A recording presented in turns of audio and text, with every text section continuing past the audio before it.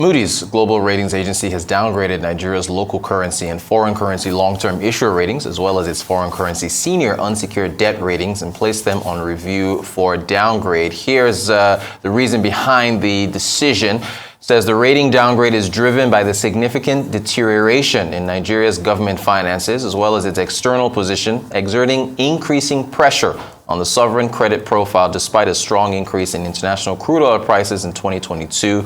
Moody's assessment is that these developments are partly the result of weak governance and likely to last.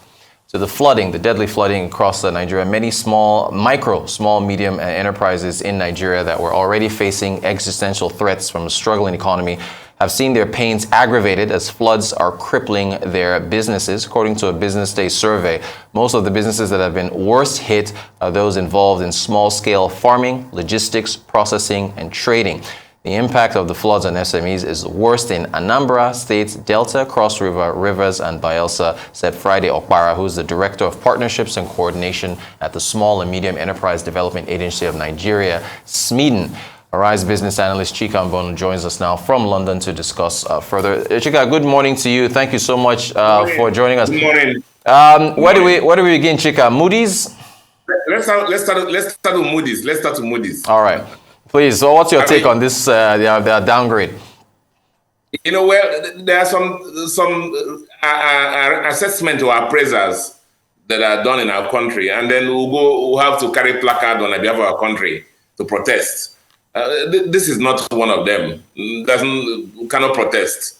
You know about the international credit agencies, the three key ones, S&P, Standard & Poor's, Moody's, and then Fitch. Those are the three. They control about 95% of the rating business in the world. And so these are the people that at good times have, praised us. And when they give us the bad results, also, we need to accept it. The fundamentals are very poor for us. And you read them out during your rundown. Look at the whole country as a whole. Our revenue profile is very, very, very poor. The budget that is worrying now is full of deficit. The one that's coming in 2016 is also the deficit is there in the sky. And then foreign exchange earning. The sad thing is that the truth is that this rating that Moody is giving to us now, Moody is supposed to be celebrating us based on the fundamentals outside there.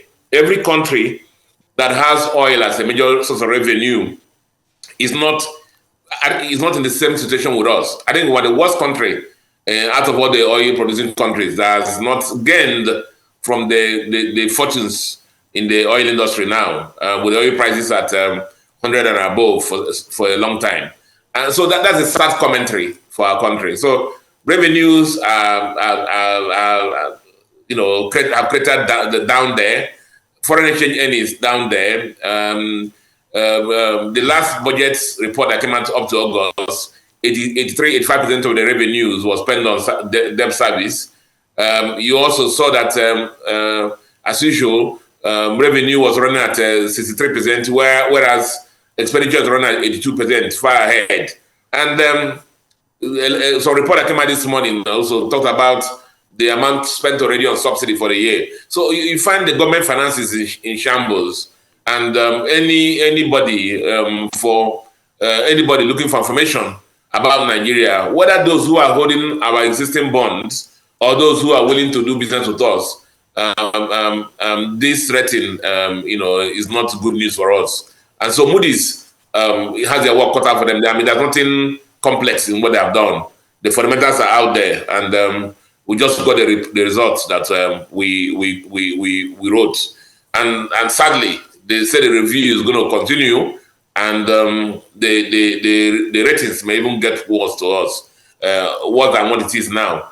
And the problem for us, therefore, is how do we fund our deficit budget, despite the fact that the rest in the financial system outside there is in the roof now, and it's very hostile. But the issue is that with this kind of rating, it's difficult even to find takers for your bonds and other issues.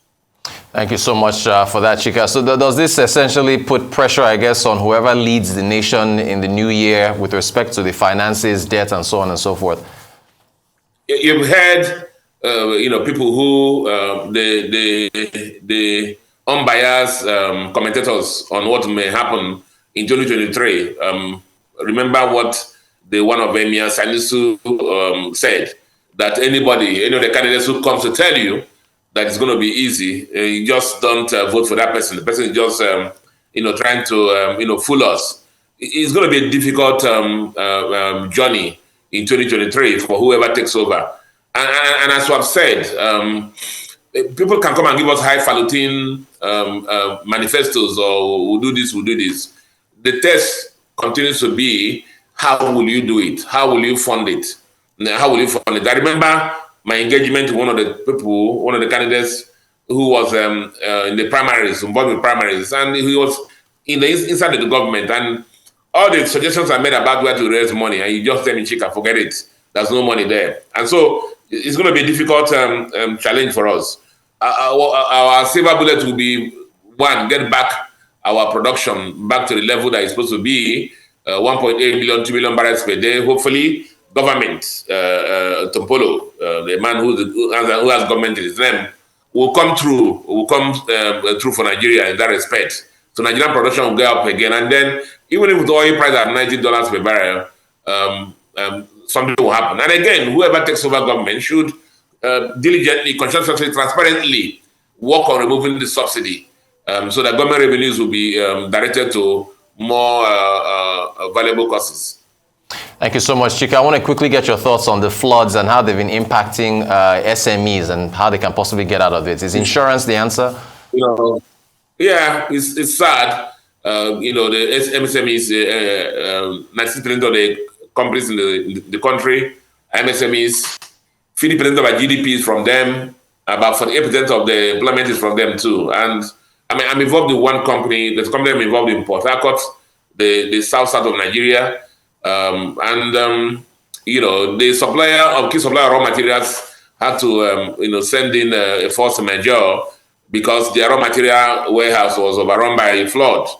And then so they said alternatively they can supply raw materials to the plant, our plant from Mbonu. And the problem again was all the roads were blocked because of flood. So it's a problem. Logistics is suffering, agriculture is suffering. Agriculture is about 20-25% of the MSMEs in Nigeria. So what do you do? I'm sure that the insurance penetration in Nigeria is less than 1%. So the insurance industry also has to be smarter and create the right products that will address the challenges or the risks in our economy. One of them is this flood. But the bigger picture for us is a lot of these things were preventable. We have been warned and warned and warned over several cycles that this is going to happen. But as usual with our country, those who rule us, we just go to church and pray, or mosque and pray and hope for God to heal us without doing anything. And that's why we're suffering this. Everybody's suffering it, whether you're MSME or large corporate. And Chika, because agriculture, as you mentioned, big part of what we're seeing with so much land being submerged, you think we might see an increase in food inflation? And then what about the festive period? If you remember all the analysis we have been doing about inflation, if you recall, we have been saying that by the time we move into November, December, October, November, the harvest season will moderate. More quantum of supply into the market arising from the harvest season will moderate prices, and the food inflation will come down. That's what I've been talking about throughout the whole year. When food inflation has been going up, and even the headline inflation, food inflation being the major element of it. But look at what's happening now. So what do you think is going to happen? Go to the market now. A lot of the prices have gone to the roof. Rice is in the roof. Tomatoes is in the roof. So a lot of the food beds have all been overrun by the flood. So what is going to happen? It's going to be, and we don't have silos. Excuse me, we don't have silos. Where we have stopped grain reserves and stuff like that for this kind of period. We don't have anything like that. We're just running on fumes in the country. What a tragedy! What a bad way to run a country. Indeed, indeed, and we hope that things, improve with Sweden and the other associations saying that they're trying to work as hard as possible to alleviate the problems. Arise business analyst Chika Mbonu. Chika, thank you so much for joining us and talking to us about those headlines. We appreciate your insights as always.